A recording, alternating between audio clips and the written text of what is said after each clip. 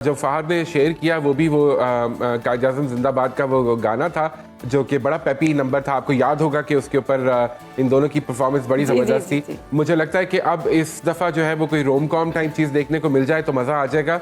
Action हम फहद का देख चुके हैं कायद-ए-आज़म जिंदाबाद में, तो अब हमें अगर रोमांटिक कॉमेडी टाइप कुछ मिले तो माहिरा भी उस रोल में बड़ा अच्छा सूट करेंगी। फेवरेट टॉपिक है बहुत से देखने वालों का, और हमारा भी शोबिज़ इंडस्ट्री और वहाँ पर क्या दिलचस्प खबरें हैं। हमारे साथ मौजूद है film and drama critic Haroon Shoaib. Haroon, welcome करते हैं, कैसे आप?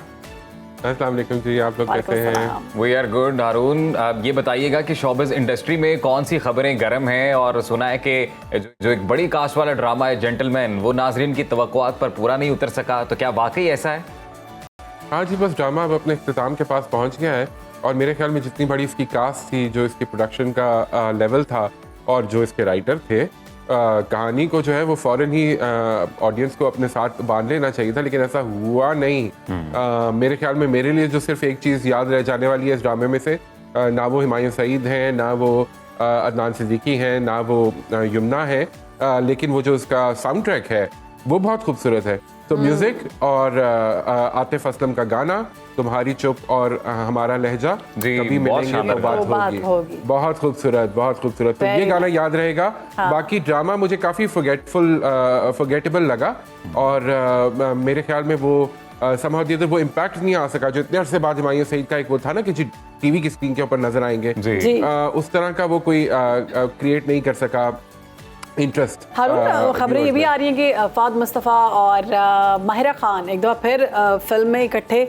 जलवागर होते हुए दिखाई देंगे, और कभी मैं और कभी तुम में रात की जो एपिसोड थी वो कितनी ज़बरदस्त लगी, मुस्तफ़ा का स्टैंड लेना। बिल्कुल बिल्कुल, और मैं बल्कि अपने एक हमारे दोस्त हैं उन वो भी इस ड्रामे का हिस्सा है, तो मैं उनको फ़ोन करके कहता यार बता दो आगे क्या होने वाला है। तो अब वो एक ऐसे क्लिफ हैंगर पे हमें उन्होंने छोड़ दिया है कि अब हमें पूरा हफ्ता इंतजार करना पड़ेगा कि अगली किस्म में क्या होगा। Fahad is a beautiful actor, उन्होंने ये रोल इतने खूबसूरती से निभाया है, और अब हमारे लिए खुशी की बात यह है कि उन्होंने इंस्टाग्राम के ऊपर थोड़ा थोड़ा जो माहिरा खान के साथ नोक झोंक की है, तो उससे अंदाजा ये हो रहा है कि वो दोनों जो है वो एक और जल्द ही प्रोजेक्ट में नजर आएंगे। वो फिल्म होगी और बड़े स्क्रीन पे नजर आएगी। कायद-ए-आज़म जिंदाबाद में हम उनको साथ देख चुके हैं, लेकिन वो मुझे लगता है कि किसी और प्रोजेक्ट पे काम कर रहे हैं। आई होप कि ये भी एक नबील की फिल्म हो, और नबील और फहद का कॉम्बिनेशन जब होता है तो फिर कोई अच्छी ही चीज निकल के आती है उसमें से। बिल्कुल। तो आप क्या मोस्ट अवेटेड जोड़ी होगी हारून ये? जी बिल्कुल। वो जो फहद ने शेयर किया वो भी वो कायद-ए-आज़म जिंदाबाद का वो गाना था जो कि बड़ा पेपी नंबर था। आपको याद होगा कि उसके ऊपर इन दोनों की परफॉर्मेंस बड़ी ज़बरदस्त थी। मुझे लगता है कि अब इस दफ़ा जो है वो कोई रोम कॉम टाइप चीज़ देखने को मिल जाए तो मज़ा आ जाएगा। एक्शन हम फहद का देख चुके हैं कायद-ए-आज़म जिंदाबाद में, तो अब हमें अगर रोमांटिक कॉमेडी टाइप कुछ मिले तो माहिरा भी उस रोल में बड़ा अच्छा सूट करेंगी, और वो दोनों जो हैं वो कुछ मिलके जबरदस्त कहीं ना कहीं हम एक बेस्ट कंटेंट स्टोरी और थोड़ा लाफ्टर चाहते हैं, हमारी कॉम यही चाहती है। जी बिल्कुल बिल्कुल, आप ये देख चुके हैं कि हम जो है वो वैसे ही हमारे इर्द गिर्द मसाइल काफ़ी ज़्यादा है, तो अगर हमें थोड़ी सी कॉमिक रिलीफ मिल जाए, थोड़ा सा रोमांस मिल जाए, तो मेरे ख्याल में फिर जो है वो सिनेमा गोअर्स आएंगे और फिल्म को देखेंगे। तो मेरा तो यही बड़ा होगा कि मरियम नफीस के पॉडकास्ट में जो उन्होंने कह दिया है, आपने देखा ही होगा, अजीब उसको नेगेटिव वे में सामने आ रहा है। उन्होंने कहा अपने एक्स बॉयफ्रेंड के साथ अभी भी राब्ते में हूँ, बातचीत हो जाती है, फैमिली फ्रेंड्स हैं, उनकी बहन मेरी दोस्त थी, उस पर लोगों ने बहुत नेगेटिव कॉमेंट्स किए कि ये किस तरह की बातें कर रही हैं, और क्या इनके शोहर जो हैं उनमें गैरत नहीं है कि वो ये बातें सुनते हैं। इतने नेगेटिव क्यों हो चुके हैं हम, हमारी अप्रोच इतनी नेगेटिव क्यों है? बस जी हमें जो है वो क्योंकि हम सोशल मीडिया के इस दौर में रह रहे हैं जहाँ पे हम अपना कमेंट छोड़ जाए तो कोई हमें ढूंढ नहीं सकता, और कोई ये नहीं कह सकता कि भाईजान आप अपनी ज़ाती ज़िंदगी में क्या कर रहे हैं, और इस किस्म के कमेंट्स आप दूसरों की ज़िंदगी पर जब डाल देते हैं तो आप ये होलियर देन दाओ जो एटीट्यूड है ना हमारा कि जी हम सब सही है और दूसरे लोग जो है वो गलत है, इसको थोड़ा सा हमें जो है वो चेक करने की ज़रूरत है। मरियम जो है वो एक बहुत जेन ज़ी जिसको कहा जाता है ना आजकल की यूथ, उस तरह की एक खातून है, और वो जो है वो अक्सर अपने इंटरव्यूज़ की वजह से खबरों में रहती है। काम से ज़्यादा उनका इंटरव्यूज़ के ऊपर जोर होता है। मुझे समझ नहीं आता कि जब उनका अभी रिसेंटली कोई काम नहीं हमने देखा तो उनको बुलाते क्यों है। खैर एनीवे, पॉडकास्ट पे आ गई और वहाँ पर उन्होंने ये इस तरह की एक स्टेटमेंट दे दी। मेरे ख्याल में स्टेटमेंट के साथ कोई मसला नहीं है, लेकिन ये कि आप जब एक पब्लिक प्लेटफॉर्म पे बैठते हैं तो थोड़ा जिम्मेदारी का मुजाहरा करें। उन्होंने बताया कि मेरी दोस्त के भाई हैं वो, जो उनके एक्स बॉयफ्रेंड जी। हैं, और उनके हस्बैंड जो है अमान अहमद, उनको भी पता है इस बात का कि वो अक्सर उनसे मिल लेती हैं, या जब अपनी दोस्त के घर जाती होंगी या दोस्त के साथ, तो वो जाहिर है उनके भाई हैं तो वो उनसे मुलाकात हो जाती होगी, बातचीत होती होगी। लोगों ने उसको बहुत नेगेटिवली लिया जैसे आपने कहा, लेकिन मेरे ख्याल में इतनी नेगेटिविटी की भी ज़रूरत नहीं है। वो उनकी ज़िंदगी है, उनका ज़ाती फेल है। अदाकारों को उनकी स्क्रीन की प्रेजेंस की हद तक ही रखना चाहिए। उनकी ज़ाती ज़िंदगी में क्या हो रहा है वो उसके अंदर जाने की जरूरत नहीं, लेकिन फिर अदाकार भी जो है अपनी ज़ाती ज़िंदगी को इश्तिहार बना के इंस्टा फेसबुक पे ना डाले तो बेहतर वैसे होगा। अभी हर बात कर रहे हैं फनकार बरादरी और आवाम का जो एक रिश्ता जो है ये जुड़ नहीं पाता, इस हवाले से ही कि आज भी मुआशरती तौर पर ये कबूल नहीं किया जाता है। तो ये भी इतलाते हैं जी कि एंजेलिन मलिक का जो एक्सीडेंट है और फिर अमर खान को ऑनलाइन जो हरेसमेंट का सामना करना पड़ा, तो ये वाले जो मामला हैं इन हवाले से आप क्या कहेंगे?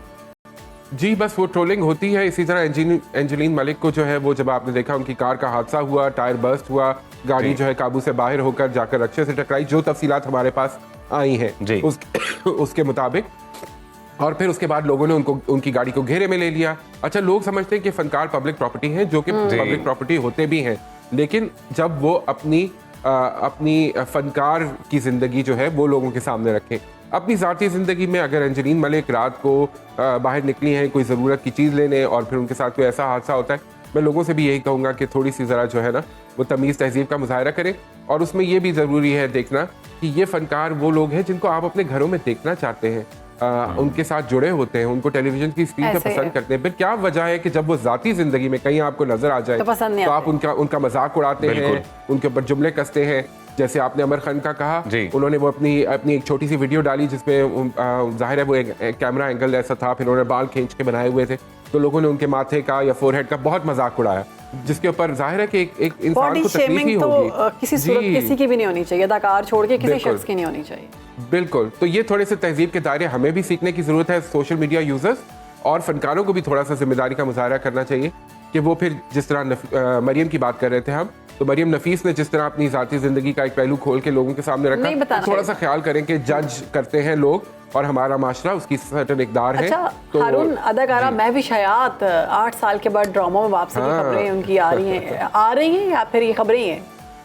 नहीं जी, बिल्कुल आ रही हैं, और वो बिल्कुल प्रोजेक्ट जो है वो ऑलरेडी रिकॉर्डिंग में है और दिसंबर तक हमें शायद स्क्रीन पे किसी ना किसी चैनल पे नजर भी आ जाए। तो एहसन खान है और महविश हयात है, और ये जोड़ी हम पहले मेरे कातिल मेरे दिलदार में देख चुके हैं। बिल्कुल बिल्कुल, तो दोनों बहुत अच्छे लगते हैं एक साथ, उनकी केमिस्ट्री बहुत अच्छी है।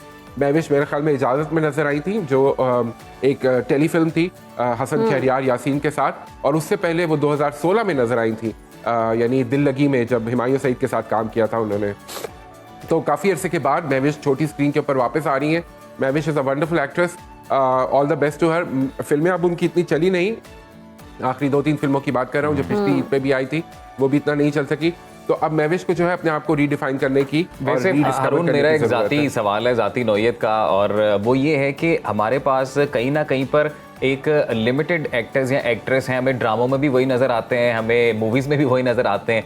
तो क्या यही वजह तो नहीं है कि हम सिनेमा को उस तरह से बिल्ड नहीं कर पाते कि अवाम सिनेमा में उन्हीं लोगों को देखने कई बार नहीं भी जाते जो आपको छोटी स्क्रीन पर भी नज़र आ जाते हैं?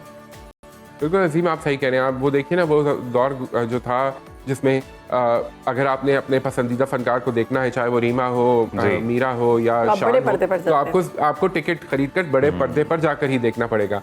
अब वो आपको इस कदर नजर आते हैं, अपने फ़ोन में नजर आते हैं, टेलीविजन की स्क्रीन पे नजर आते हैं, आप जिंदगी में भी नजर आ जाते हैं, तो आपका वो फैसिनेशन और वो फैंटेसी एलिमेंट जो है वो कुछ कम हो गया है। तो उसकी वजह से ये जाहिर है कि उनका करिश्मा और उनका मैजिक जो है वो कम हुआ है। बड़ी स्क्रीन का जादू जो था ना, जिसको कहा जाता था, वो अब थोड़ा सा फीका पड़ गया है। लेकिन मैं ये कहूँगा क्योंकि हमारे यहाँ फिल्में बन नहीं रही और फनकारों ने भी, जाहिर है उनके पास एक लिमिटेड शेल्फ लाइफ होती है, उन्होंने ये 10-15 साल होते हैं, उसके अंदर जितना वो काम कर सकते हैं और जितना पैसा भी कमा सकते हैं और अपने फन का भी लोगों को दिखा सकते हैं। अच्छा, हमने एक और मामला है हारून, अरशद नदीम वाला, वो जो एक सहाफ़ी के साथ थोड़ा रूड उन्होंने बिहेव किया, उस पर मिली जुली रद्द-ए-अमल लोगों का सामने आया शायकीन का, और हमने देखा कि मिशी ने इस पे वीडियो बनाई और जाले के साथ उनका साथ थोड़ा नोक-झोंक शुरू हुई। वो सिलसिला क्या? बिल्कुल ऐसे ही हुआ।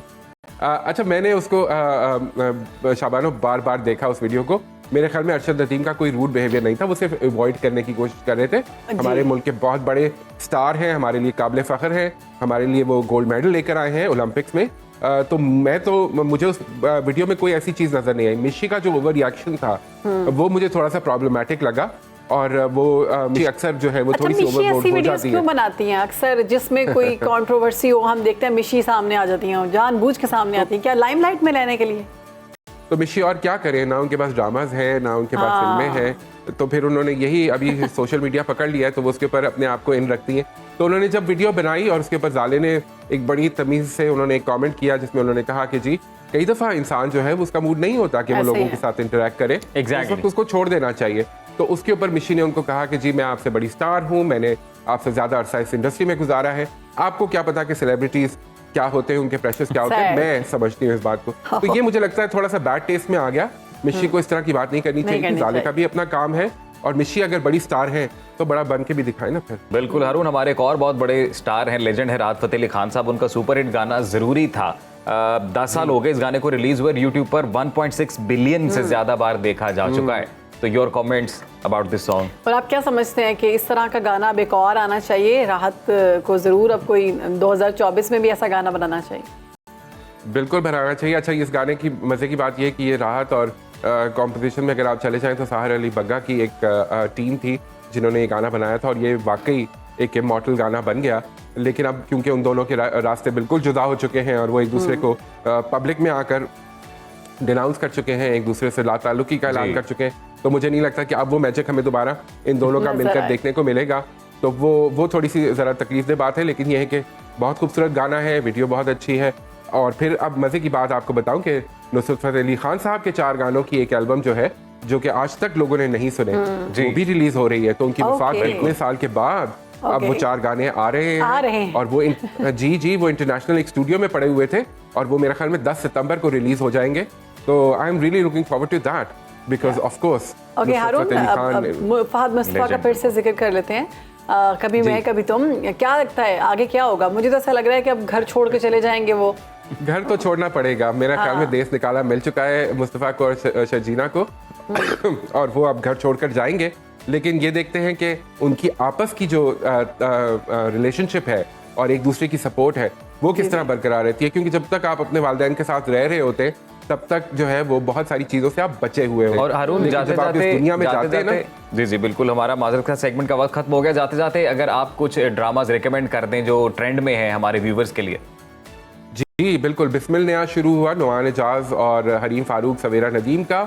जफ़ा है ऑफ कोर्स, जिसको मैं बहुत शौक से देख रहा हूँ इस वक्त, मावरा का और मुहिब का, और तीसरा उसमें सहर खान भी हैं और ऑफ कोर्स उस्मान मुख्तार, और तीसरा ड्रामा है जर्द पत्तों का बंद। सही। इसमें आपको बहुत नजर आएंगी जबरदस्त। सजल अली। सजल अली बहुत जी, जी। जबरदस्त एक्टिंग कर रही हैं, और वो सजल तो है लड़का ही जो बहुत खूबसूरत एक्ट्रेस, और बिल्कुल हमजा सुहेल भी बहुत अच्छा काम कर रहे हैं। सुहेल अहमद के तो इन बेटे हैं दोनों- और बहुत अच्छा काम कर रहे हैं। जी जी जी बिल्कुल। तो ये 3 ड्रामे हैं। अब जैसे जैसे ड्रामे खत्म हो रहे हैं, अब जो जिनके साथ हम जुड़े हुए थे, तो अब हम इन हारून, ड्रामों को आप भी बहुत अच्छा डिस्कस काम कर करेंगे। रहे हैं, बहुत अच्छा तरीके से आपने हमें बताया कि हम क्या कर रहे हैं और क्या नहीं कर रहे। Thank you so much.